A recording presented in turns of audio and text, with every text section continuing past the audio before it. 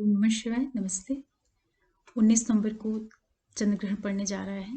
ये कैसे प्रभाव डालेगा आप सभी लोगों के ऊपर, उसी के ऊपर बात करूंगी और किस तरह से इसका प्रभाव रहेगा हर एक लग्न और राशि वालों के लिए।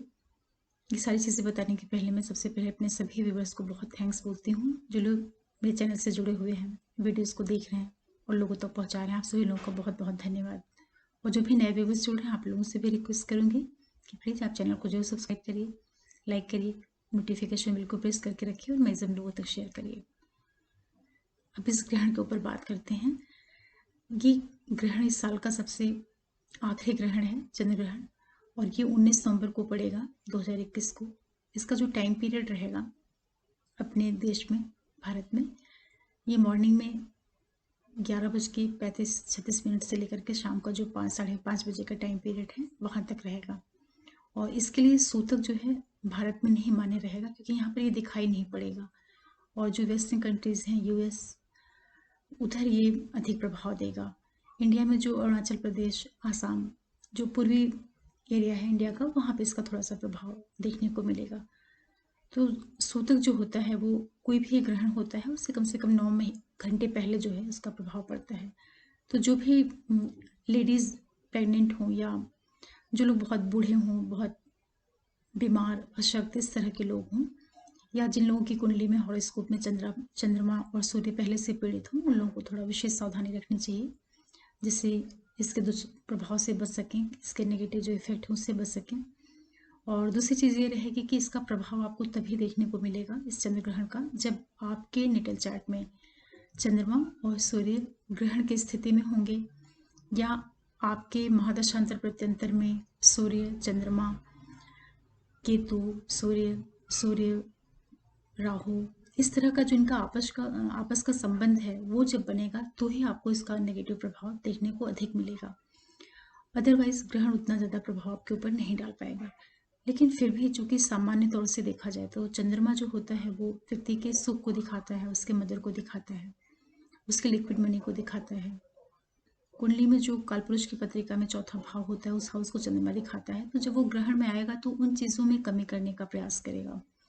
तो आप सभी लोग अपनी मदर के साथ में जो आपका संबंध है, उनकी जो हेल्थ है, अपने इमोशनल हेल्थ का, और इसी के साथ साथ अपने पिता के स्वास्थ्य का भी ध्यान रखना है, पिता के साथ संबंधों का भी ध्यान रखना है, पिता की इमेज के ऊपर कोई नेगेटिव प्रभाव नहीं पड़ने पाए, इन सारी चीज़ों का आपको ध्यान रखना है। और इसका कारण ये रहेगा कि चंद्रमा जो ये ग्रहण पड़ेगा वृषभ राशि में पड़ेगा। वृषभ में पहले से राहु बैठे हुए हैं, वो भी कृतिका के नक्षत्र में है, और चंद्रमा जब यहाँ पे प्रवेश करेंगे तो वो भी कृतिका के नक्षत्र में जाएंगे। और दूसरी वो जो सूर्य हैं वो वृश्चिक में आ जाएंगे 16 नवंबर को, और वहाँ पे पहले से केतु बैठे हैं तो सूर्य भी केतु के प्रभाव में आ गए। तो चंद्रमा और सूर्य दोनों ही ग्रहण में आ जा रहे हैं, और सूर्य और चंद्रमा यही मन और आत्मा के कारक हैं, तो दोनों ही चीज़ें तरीके से डल हो जाएंगी, कमज़ोर हो जाएंगे।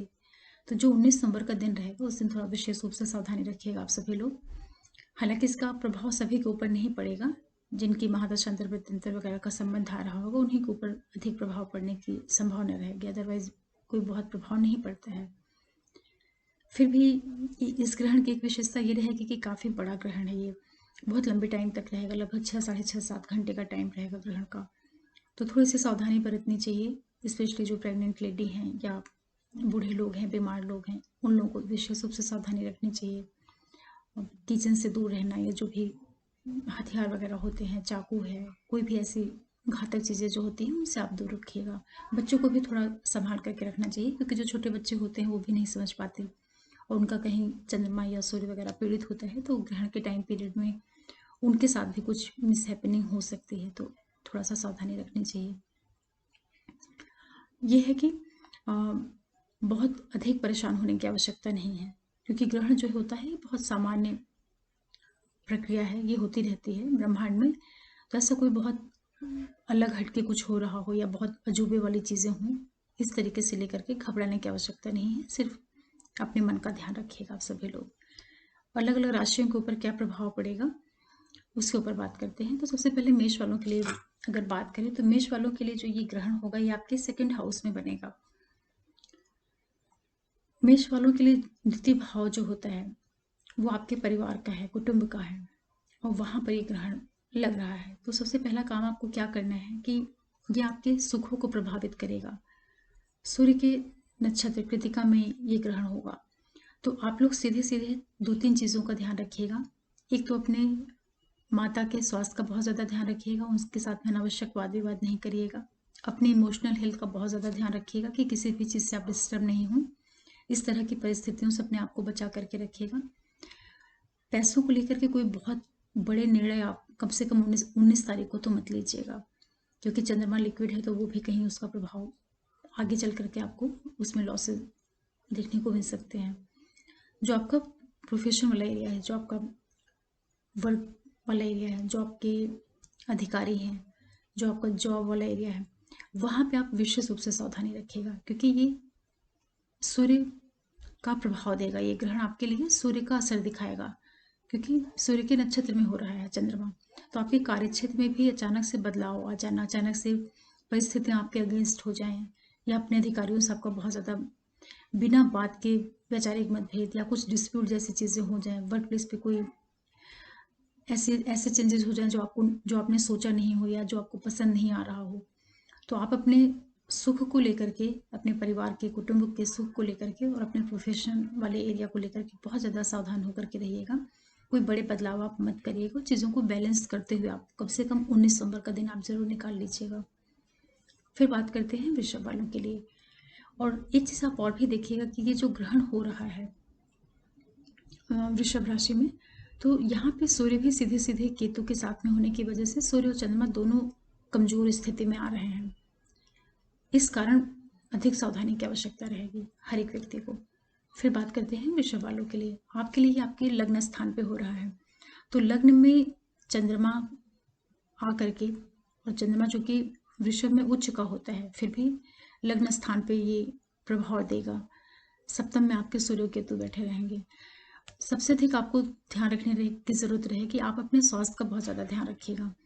अपने लाइफ पार्टनर, बिजनेस पार्टनर के साथ संबंधों का बहुत ज़्यादा आपको ध्यान रखना है। उनसे किसी भी तरह का डिस्प्यूट, लड़ाई झगड़ा, वाद विवाद होगा, उसको आप टालने का प्रयास करिएगा, क्योंकि उसके लिए समय बहुत ही नेगेटिव रहेगा। तो एक दिन का टाइम तो आप बचा लीजिएगा, क्योंकि उस समय पर अगर आप कोई बात करेंगे तो हो सकता है कि वो बात आपकी बिगड़ जाए। आप अपने स्वास्थ्य का सबसे ज़्यादा ध्यान रखिएगा, अपने मानसिक स्वास्थ्य का।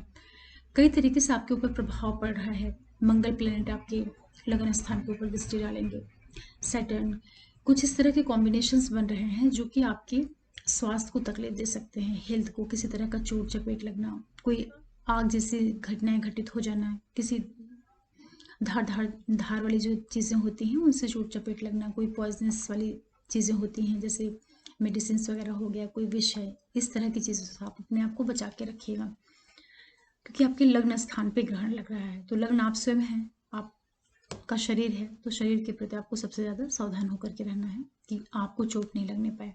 फिर बात करते हैं मिथुन वालों के लिए। आपके लिए जो ग्रहण हो रहा है आपके द्वादश भाव में हो रहा है। 12वें भाव में चंद्रमा राहु के साथ में पीड़ित हो रहे हैं। तो सबसे बड़ी चीज़ आपको क्या रखना है कि आप अपनी जर्नीज को लेकर के बहुत ज़्यादा सावधान होकर के रहिएगा। कोशिश करिए कि आप 19 तारीख को कोई यात्राएं ना करें, विशेष रूप से, क्योंकि वो यात्राएं आपको तकलीफ दे सकती हैं। यात्रा में आपका नुकसान हो सकता है, या किसी तरह की बड़ी घटना दुर्घटना देखने को मिल सकती है, या वो यात्राएं आपके लिए लॉसेस देने का काम कर दें। इस तरह की स्थितियां बनेंगी मिथुन वालों के लिए। अपनी मदर का हेल्थ का ध्यान रखिएगा, पिता के साथ संबंधों का ध्यान, पिता के स्वास्थ्य का ध्यान रखिएगा। और सबसे बड़ी चीज़ क्या है कि इस टाइम पीरियड में आप किसी भी तरह का कर्ज मत लीजिएगा। कोई नया कर्ज है या किसी से उधार लेना देना, इस तरह के काम को आप बचा करके रखिएगा। जर्नीज को आप जरूर अवॉइड करिएगा। यात्राएं आपके लिए तकलीफ देने का कारण हो सकती हैं। और वाद विवाद किसी से नहीं करना है, किसी से डिस्प्यूट नहीं पैदा करना है।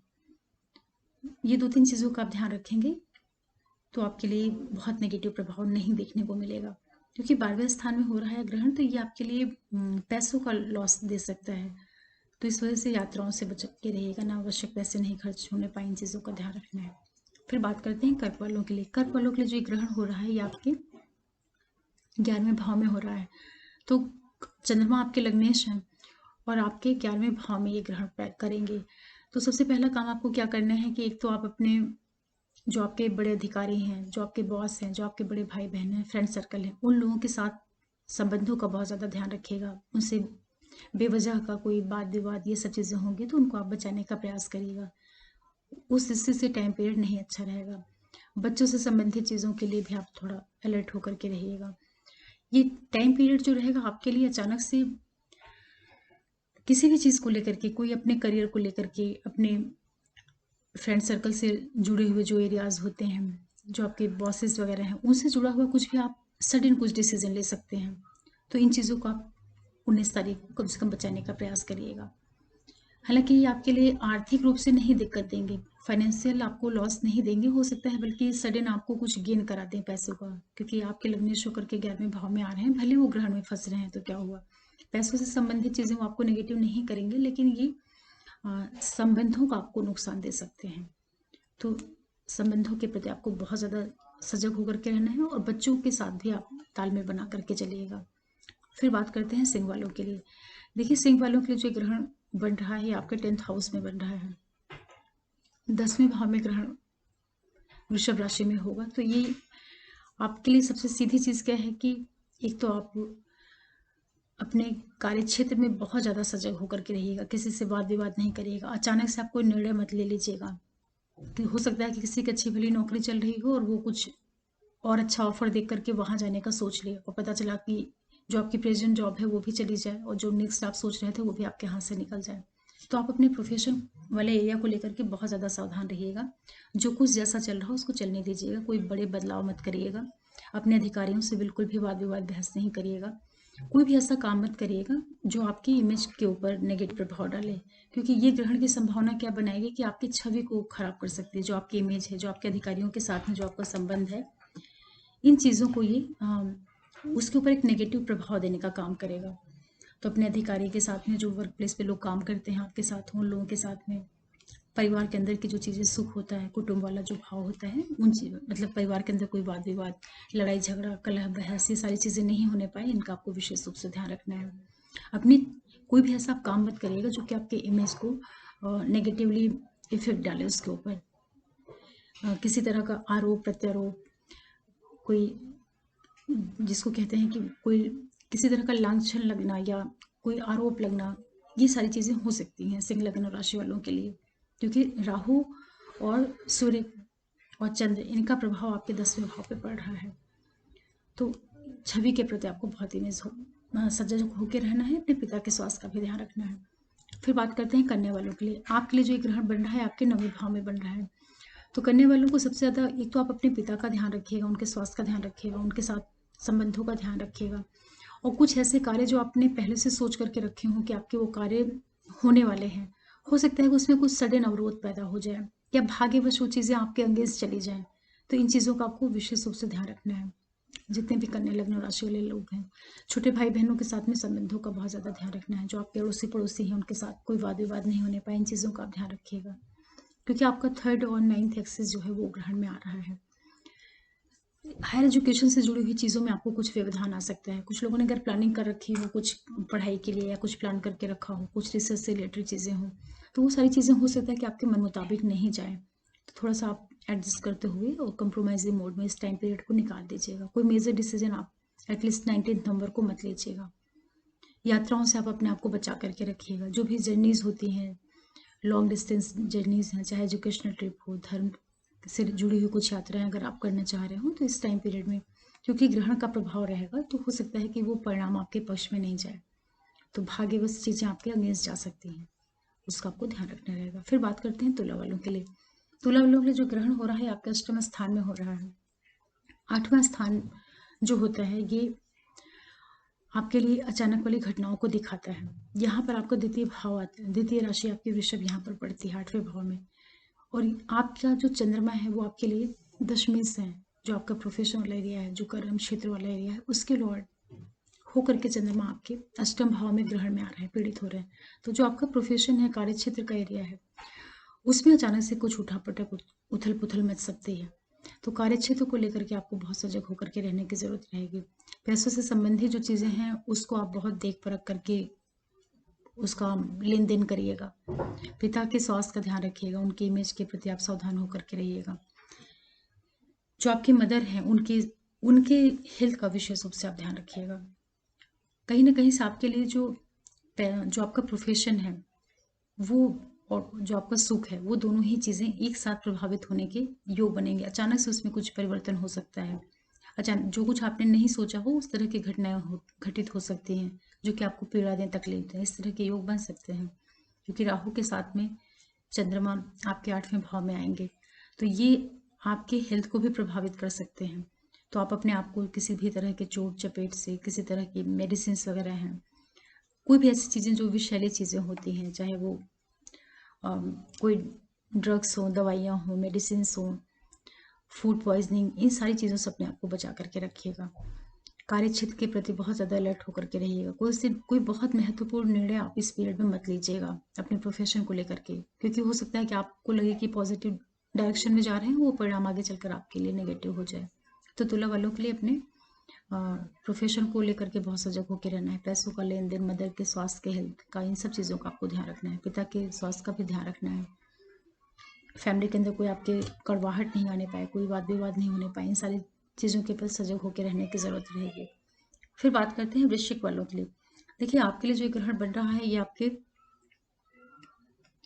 7th हाउस में बन रहा है। लाइफ पार्टनर, बिजनेस पार्टनर के हाउस में बन रहा है। तो सबसे पहला काम क्या करना है आपको, अपने जीवन साथी और बिजनेस पार्टनर के साथ में बहुत ही कूल होकर के रहना है। उनसे कोई लड़ाई झगड़ा, वाद विवाद नहीं करना है। उन लोगों के कारण आपकी लाइफ में, मैरिड लाइफ में कुछ उतार चढ़ाव, डिस्टर्बेंस, डिस्प्यूट, ये सारी चीज़ें हो सकती हैं, अचानक से हो सकती हैं।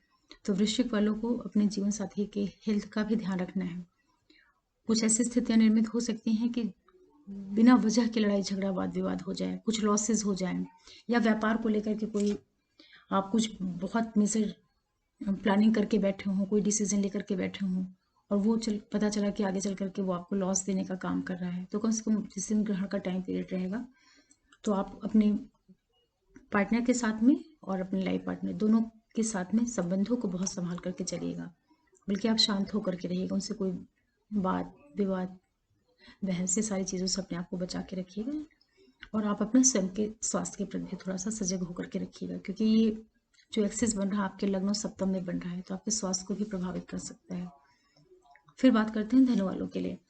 देखिए जो धनु लग्न राशि वाले लोग हैं, आपके लिए ग्रहण आपके 6वें भाव में पड़ रहा है। 6वें भाव में चंद्रमा और राहु आएंगे और सूर्य और केतु आपके द्वादश भाव में बन जाएंगे। तो ये जो ग्रहण है आपके लिए थोड़ा सा सावधानी रखिएगा। हालांकि ये ग्रहण आपके लिए कुछ फायदे भी दे सकता है। फायदे इस तरीके से दे सकता है कि 6वां भाव आपका पीड़ित हो जाएगा। जो 6वां हाउस है वो जब आपका ग्रहण में पड़ेगा तो वहाँ की जो चीज़ें हैं उनको वो और भी ज़्यादा बिगाड़ने का काम करेगा। तो अगर आपकी पहले से कुछ चली आ रही दिक्कतें होंगी, जैसे कि रोग, ऋण, शत्रु, इस तरह की स्थितियां रही होंगी, तो उनको ये खत्म करने का भी काम कर सकता है, क्योंकि ये बिगाड़ेगा उस भाव को। तो जो बिगड़ी हुई चीजें हैं वो सुधर जाएंगी, लेकिन नई आपको कुछ भी नहीं जनरेट करना है कि आपने कुछ नया ऋण ले लिया, नया किसी से वाद विवाद कर लिया, कुछ भी नया आप मत करिएगा। किसी से कोई पैसों का लेन देन है उसको आप बचा करके रखिएगा। पहले से चला रहा कुछ आपका हेल्थ से रिलेटेड कुछ प्रॉब्लम होगी और किसी के साथ में कोई कर्जे जैसी स्थितियां होंगी, वो सारी चीज़ें आपकी हो सकता है कि इस ग्रहण के टाइम पीरियड में वो सब चीज़ें आपकी कंप्लीट हो जाए, पूरी हो जाए, लेकिन नया कुछ भी नहीं शुरुआत करना है। यात्राओं से आप अपने आप को बचा करके रखिएगा। स्वास्थ्य का विशेष रूप से ध्यान रखिएगा, क्योंकि यहाँ पर जो धनु वाले लोग हैं आपके लिए चंद्रमा आपके 8वें भाव के मालिक हैं और 8वें भाव के मालिक होकर के 6वें भाव में आ रहे हैं। तो एक तरीके से आपके लिए विपरीत राजयोग जैसी स्थितियां ग्रहण के स्थिति में बना रहे हैं। तो पुरानी चीज़ों को ये ख़त्म करने का काम करेंगे, लेकिन नई कुछ भी आप मत डेवलप करिएगा। हेल्थ का ध्यान रखिएगा। निरर्थक यात्राओं से अपने आप को बचा करके रखिएगा। पैसों का लॉस नहीं होने पाए, उन चीज़ों का आपको ध्यान रखना है। मदर की हेल्थ का ध्यान रखिएगा, उनके साथ संबंधों का ध्यान रखिएगा। फिर बात करते हैं मकर वालों के लिए। देखिए मकर लगन और राशि वालों के लिए जो ये ग्रहण पड़ेगा आपके 5वें भाव पे पड़ेगा। तो 5वां भाव जो होता है ये संतान, शिक्षा, बुद्धि और प्रेम संबंधों का होता है। यहाँ पर चंद्रमा राहु के साथ में ग्रहण में आएंगे तो सबसे पहला काम ये करेंगे कि आपकी बुद्धि को ही भ्रमित कर देंगे। आपकी निर्णय क्षमता जो है वो कमजोर हो जाएगी। हो सकता है कि इस टाइम पीरियड में आप जो निर्णय करें वो गलत हो जाए, बच्चों के साथ संबंधों में बिगाड़ आ जाए, जो भी आपका क्रिएटिव फील्ड है उसमें डिस्टर्बेंस क्रिएट कर दें, जो ट्रेडिंग वगैरह कर रहे हैं वहाँ आपके डिसीजन गलत निकल जाएं। इस तरह की स्थितियां ये ग्रहण आपके लिए करवाएगा। क्योंकि जब आपका चंद्रमा राहु आपके 5th हाउस में ग्रहण की स्थिति में रहेंगे, उसी समय शुक्र जो है आपके द्वादश भाव में रहेंगे, जो कि आपके पंचमेश हैं। तो राशि लॉर्ड का भी आपको सपोर्ट नहीं मिलेगा। तो ऐसी स्थितियों में आप बहुत ज़्यादा संयमित होकर के रहिएगा। कोई भी निर्णय होगा उसको कम से कम 19 तारीख को तो ना ही लीजिएगा तो अच्छा रहेगा, क्योंकि उस टाइम पीरियड में उसका जो फ्यूचर में परिणाम निकलने वाला रहेगा उसमें 100% गलत होने की संभावना रहेगी। लाइफ जो आपका पार्टनर है उसके साथ संबंधों का ध्यान रखिएगा। जो लोग किसी तरह के रिलेशनशिप में हैं उसको संभाल करके रखिएगा, उनसे कोई वाद विवाद मत करिएगा, क्योंकि आपका जो मन रहेगा वो इस तरह का हो जाएगा कि आप बिना वजह लोगों से उलझने वाला नेचर बना लेंगे। बड़े भाई बहनों के साथ में जो आपके अधिकारी हैं, जो भी आपका कार्य क्षेत्र है, उन सारी चीज़ों को लेकर के आप सावधान होकर के रहिएगा, क्योंकि आपकी जो मनोवृत्ति रहेगी वो आपके कार्य क्षेत्र में, आपके क्रिएशन में, प्रेम संबंधों में, किसी भी तरह का निर्णय, हर जगह आप उलझे हुए अपने आप को पाएंगे, क्योंकि आपकी बुद्धि के स्थान पे ग्रहण लग रहा है। पंचम भाव में लगने का मतलब कि जो आपकी बुद्धि है वो ग्रहण में आ रही है, वहां पर आकर के चंद्रमा पीड़ित हो रहे हैं। तो आपकी वो भाव जो है, 5वां भाव जो है बुद्धि का भाव होता है, तो आप संशय में आ जाएंगे, डाउट वाली स्थिति में रहेंगे। तो मेजर आप निर्णय मत लीजिएगा, इसका आपको विशेष रूप से ध्यान रखना है। बच्चों के साथ संबंध अच्छा रखिएगा। कोई भी बहुत इंपॉर्टेंट डिसीजन होगा थोड़ा सा संभाल करके रहिएगा, आगे चल करके फिर आप उसको लीजिएगा। फिर बात करते हैं कुंभ वालों के लिए। कुंभ वालों के लिए ग्रहण आपके 4थे भाव में पड़ रहा है, तो सबसे पहला काम आपको क्या करना है, आपके सुखों की कमी कर देगा ग्रहण। कोई भी ऐसा डिसीजन हो जाएगा जो कि आगे चल करके आपकी फैमिली पॉइंट ऑफ व्यू से बिगाड़ कर दे। कोई प्रॉपर्टी से रिलेटेड डिसीजन, कुछ भी खरीदना बेचना, कोई प्रॉपर्टी व्हीकल, कुछ आप कम से कम 19 तारीख को ना लीजिएगा उसका डिसीजन। पता चला आपने कोई ऐसी प्रॉपर्टी ली कि आपको लग रहा है कि आगे चल के लाभ देगा, तो ग्रहण के पीरियड में आपने लिया, उसका जो लॉन्ग टर्म इफेक्ट है वो हो सकता है आपको लॉस करा दे। माता के हेल्थ का ध्यान रखिएगा। परिवार के अंदर कोई भी कड़वाहट वाला वातावरण नहीं बनने पाए, तो आप अपने आप को संभाल करके रखिएगा। कार्य क्षेत्र को बहुत व्यवस्थित करके रखना है। लाइफ पार्टनर, बिजनेस पार्टनर के साथ संबंधों का ध्यान रखना है, ये बहुत ज़रूरी है। 10वां स्थान जो आपका प्रोफेशन वाला एरिया है, वहाँ पर सूर्य केतु के साथ में रहेंगे, तो वहाँ पर भी डिस्टर्बेंस करने का काम कर सकते हैं। तो आपका जो प्रोफेशन का एरिया है, नेम फेम पद प्रतिष्ठा वाला एरिया है, इन सारी क्षेत्रों को आप बचा करके चलिएगा। कोई महत्वपूर्ण बदलाव मत करिएगा अपने कार्य क्षेत्र में। फैमिली के अंदर वाद विवाद नहीं करना है, इन सारी चीज़ों का ध्यान रखना है, क्योंकि सुख भाव में ग्रहण हो रहा है तो आपके सुखों में कमी कर सकता है। उसमें सारी चीज़ें आ जाएंगी। आपकी मदर का जो स्वास्थ्य है, मदर के साथ जो संबंध है, आपका जो स्वयं का इमोशनल एक हेल्थ होती है वो डिस्टर्ब हो जाए, या जो भी आपकी प्रॉपर्टी हैं, जो भी आपके एसेट्स हैं, उनमें किसी तरह का डिस्टर्बेंस पैदा हो जाए, तो कुछ भी नई चीज़ इस पीरियड में आप उस 19 तारीख को तो मत ही प्लान करिएगा, क्योंकि सुखों में ये कमी करने का प्रयास करेंगे, मान सम्मान को हानि देने का काम करेंगे। फिर बात करते हैं मीन वालों के लिए। ये ग्रहण आपके 3rd हाउस में बन रहा है। मीन वालों के लिए 3rd में चंद्रमा राहु के साथ में आ रहे हैं। जर्नी से आप अपने आप को बचा करके रखिएगा, विशेष रूप से ऐसी जर्नी जो कि, क्योंकि ये कनेक्शन जो आपका बनेगा वो 3rd का और 9th एक्सिस पे बन रहा है। यात्राओं से बहुत बचा करके रखिएगा अपने आप को। कितनी कितनी भी ज़रूरत हो, कितनी भी इम्पोर्टेंट जर्नीज हो, चाहे वो आपके इच्छा से हो या आपके प्रोफेशन से जुड़ करके हो, आप अपने आप को यात्राओं से बचा करके रखिएगा, और विशेष रूप से ऐसी यात्राओं से बचा करके रखिएगा जो कि आपके लिए कहीं दूर जाने की है, जल वगैरह से जुड़ी हुई हैं। ऐसी चीज़ों से आपको बहुत ज़्यादा बचाना है। मीन वालों को अपनी वाणी का बहुत ज़्यादा ध्यान रखना है। अपने छोटे, विशेष रूप से अपने छोटे भाई बहन के साथ जो आपका संबंध है उसके प्रति केयरफुल होकर के रहिएगा। पड़ोसियों के साथ अच्छे तरीके से रहिएगा। इन सभी लोगों से आपका डिस्प्यूट होने का योग बन जाएगा। आपकी मानसिक स्थिति ऐसी बन जाएगी कि आप इन लोगों से बेवजह लड़ाई झगड़ा कर लें। इसी के साथ साथ जो आपके छोटे भाई बहन वगैरह हैं, उनके हेल्थ के ऊपर भी कुछ नेगेटिव प्रभाव आ सकता है। तो अगर वो लोगों के स्वास्थ्य में कुछ कमी हो तो आप उसको हल्केपन से मत लीजिएगा। डॉक्टर को दिखाना, तुरंत उसके लिए प्रयास करना, उनके हेल्थ के लिए लेकर के थोड़ा सा कॉन्शियस होकर रहिएगा। पिता के स्वास्थ्य का ध्यान रखिएगा, पिता के साथ संबंधों का ध्यान रखिएगा। जो लोग छोटी छोटी यात्राएं करते हैं या जो लोग टूर ट्रेवल से जुड़ करके कार्य व्यवसाय करते हैं, कोई भी ऐसा काम जो कि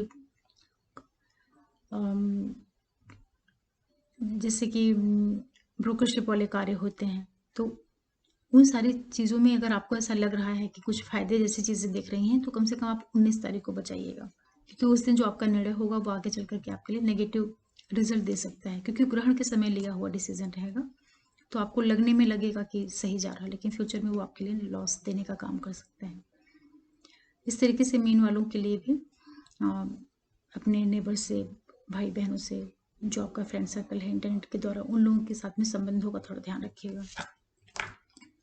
ये ग्रहण जो रहेगा, चूंकि सूर्य और चंद्रमा दोनों एक साथ पीड़ित हुए हैं, और चंद्रमा कृतिका के नक्षत्र में रहेगा और राहु भी कृतिका में है, तो ये बहुत गहराई से, बहुत मजबूती से चंद्रमा को पीड़ित करेगा राहु, और सूर्य को भी पीड़ित कर देगा। जैसे ग्रहण जब इंडिविजुअली लगता है तो उसका एक अलग ढंग का प्रभाव होता है कि चंद्रमा किसी राशि में है, राहु के साथ में है, तो वहां पे एक अलग, चूंकि वहां नक्षत्र अलग हो जाता है, यहाँ पे नक्षत्र जो है राहु का हो गया है, तो राहु के नक्षत्र में चंद्रमा के होने की वजह से सूर्य भी पीड़ित हो जा रहा है।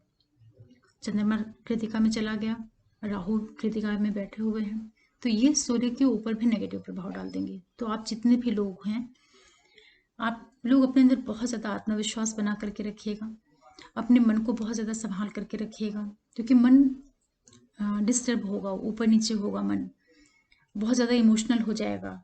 तो इमोशंस में आकर के भी कई बार व्यक्ति बहुत अचानक से कुछ निर्णय ले लेता है, वो निर्णय आगे चल करके आपके लिए गलत हो जाए।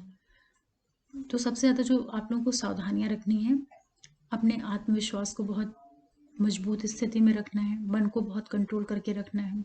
कितना भी आपको लगे कि आप सही डिसीजन करने जा रहे हैं, सही, आपका मन सही डायरेक्शन में जा रहा है, लेकिन आप 19 तारीख के दिन को विशेष रूप से, हालांकि ग्रहण का प्रभाव 2-3 दिन पहले और 2-3 दिन बाद तक रहता है, करीब मोटा मोटा देखा जाए तो 10-15 दिन का एरिया जो है ग्रहण से होकर के डिसीजन के ऊपर प्रभाव डालता है, लेकिन विशेष रूप से जो 19 तारीख का दिन रहेगा, उस दिन तो कोई भी निर्णय मत करिएगा, उस दिन को सामान्य तरीके से बीत जाने दीजिएगा।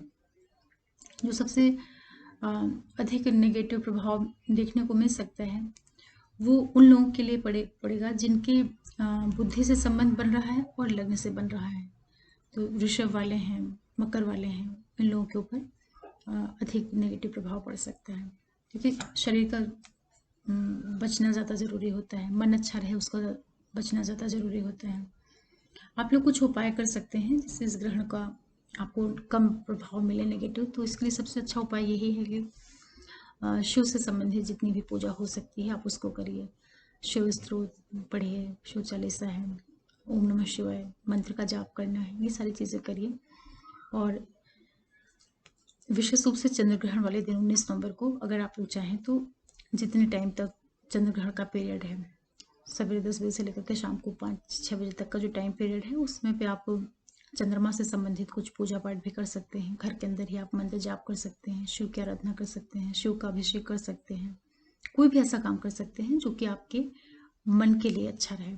तो भगवान शिव जो है वही मेन है, वो सबको कंट्रोल कर लेते हैं। राहु में भी नेगेटिविटी है तो उसको भी वो कंट्रोल कर लेंगे, चंद्रमा पीड़ित है तो उसको भी वो मजबूत करने का काम करते हैं, शक्ति देने का काम करते हैं। तो बेस्ट रेमेडी यही है कि आप लोग अपने शिव से संबंधित जो पूजा पाठ होती है उसको करिए, ओम नमः शिवाय का जाप आप कर सकते हैं।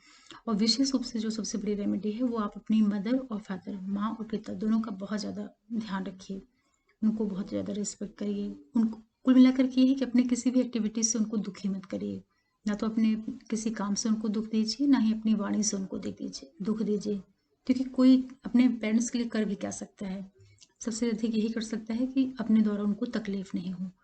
तो इससे चंद्रमा और सूर्य अपने आप ही मजबूत हो जाते हैं। आत्मविश्वास को बना करके रखिए, सूर्य को जल देना, ये सारी चीज़ें करते रहना चाहिए, क्योंकि सूर्य का भी राशि परिवर्तन हो जाएगा भी 16 नवंबर को, और सूर्य जो है केतु के साथ में आ जाएंगे। तो चंद्रमा केतु दोनों ग्रहण में पड़ जा रहे हैं, इसलिए थोड़ा इस ग्रहण का प्रभाव जो है वो अधिक नेगेटिव होने की संभावना बन सकती है। लेकिन आप लोग डरिएगा बिल्कुल मत, क्योंकि सबके ऊपर नहीं प्रभाव पड़ता है नेगेटिव, भले ही ग्रहण आए। ये सारी चीज़ें तभी होंगी जब आपके सारे जो आपका नेटल चार्ट है और गोचर की जो स्थितियां हैं वो सारे जब बहुत क्लोज, उसमें क्लोज कनेक्शन बनाएंगे नेटल चार्ट से, महादशांतर प्रत्यंतर से, गोचर से और नक्षत्रों के आधार पर, जब सारी चीज़ें एक साथ कंबाइंड होंगी तभी नेगेटिव प्रभाव मिलता है, तभी कोई घटना दुर्घटना घटित होती है। लेकिन सामान्य तौर पे चूंकि चंद्र ग्रहण है तो मन को तो पीड़ित करता है, तो अपने मन का विशेष रूप से ध्यान रखना है। 19 तारीख को बहुत सावधानी रखनी है। यही आप लोगों की रेमेडीज होगी।